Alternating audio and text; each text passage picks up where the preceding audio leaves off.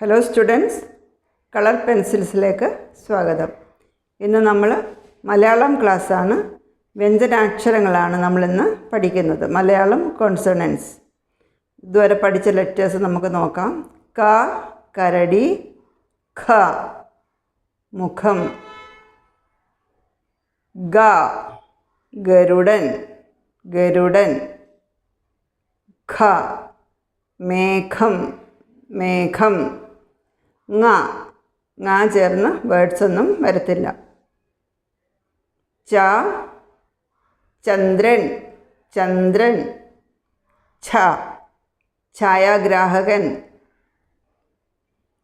ജ ജലം ജലം, ഝ ജഷം ജഷം, ഞ ഞണ്ട് ഞണ്ട്, ട കുട കുട,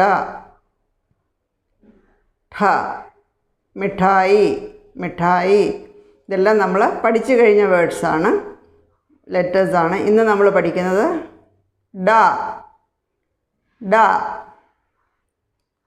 ഇതെങ്ങനെയാണ് ഉച്ചരിക്കുന്നത്? ഡ ഡ എഴുതുന്നത് നോക്കി. ഡ. ഇതിൻ്റെ ഇംഗ്ലീഷ് ട്രാൻസ്ലിട്രേഷൻ കൂടെ എഴുതുന്നുണ്ട്, നിങ്ങൾക്ക് എളുപ്പത്തിന് വേണ്ടിയിട്ടാണ്. ഡ. ഇത് ചേർന്ന് വരുന്ന വേർഡ്സ് കണ്ടോ? ഡ ഡമരു, എ സ്മോൾ ഹാൻഡ് ഡ്രം, ഡമരു.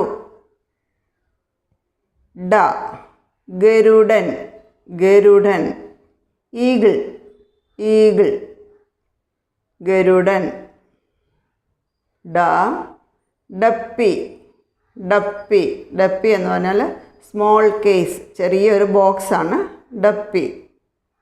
ഡ ഡാലിയ ഡാലിയ, ഡാലിയ പൂവാണിത്, ഡാലിയ. അതിന് ഇംഗ്ലീഷിലും മലയാളത്തിലും ഡാലിയ എന്നാണ് പറയുന്നത്. ഇത് എങ്ങനെ എഴുതാമെന്ന് പഠിക്കാം. ഇതുവരെയുള്ള ലെറ്റേഴ്സൊക്കെ നിങ്ങൾ പഠിച്ചിട്ടുണ്ടല്ലോ.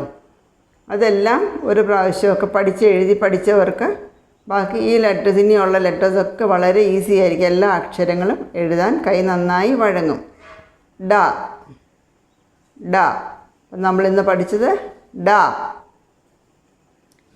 ഇതിൻ്റെ കൂടെ കൊടുത്തിരിക്കുന്ന വേർഡ്സ് നിങ്ങൾ വീണ്ടും വീണ്ടും വായിച്ചും എഴുതിയും പഠിക്കണം. ഗരുഡൻ, ഡ ഡാലിയ ഡാലിയ, ഡ ഡപ്പി ഡപ്പി,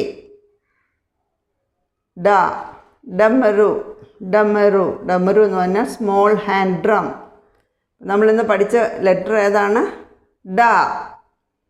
ഇതുവരെ ക മുതൽ ഡ വരെയുള്ള എല്ലാ വേർഡ്സും എല്ലാ അക്ഷരങ്ങളും കുട്ടികൾ ഞാൻ പഠിപ്പിച്ച ഓരോ വേർഡ്സിനോട് ചേർത്ത് വേണം വായിച്ചും എഴുതിയും പഠിക്കാൻ. അപ്പം നിങ്ങൾക്കത് വളരെ ഈസി ആയിരിക്കും. നമുക്ക് പുതിയൊരു ടോപ്പിക്കുമായിട്ട് അടുത്ത ക്ലാസ്സിൽ കാണാം. Bye bye.